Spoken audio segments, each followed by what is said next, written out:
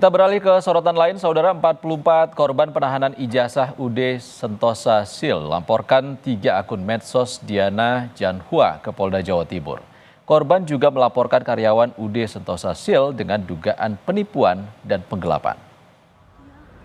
44 mantan karyawan UD Sentosa Sil, Pergudangan Margomulyo, Surabaya, mendatangi SPKT Polda Jatim melaporkan kasus dugaan penahanan ijazah. Pelapor ditemani kuasa hukum membawa sejumlah barang bukti, termasuk unggahan beberapa akun medsos Diana Janhua. Veronica, salah satu manajemen UD Sentosa Sil, juga dilaporkan terkait dugaan penipuan dan penggelapan.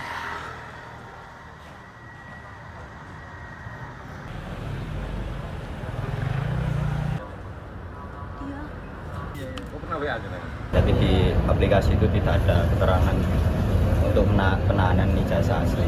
Tiba-tiba saat klausul tersebut muncul ketika interview ya, ada penahanan ijazah.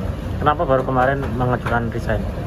Nggak kayak yang dari kemarin? Karena saya tahu kasusnya semakin membesar ya. Cuman tanya untuk ini ijazah saya bisa dikeluarkan atau enggak?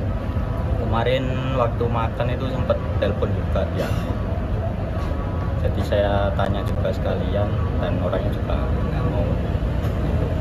Nggak ada respon ya? Mintanya omong-omongan dua empat mata gitu. Kita beralih ke informasi lain.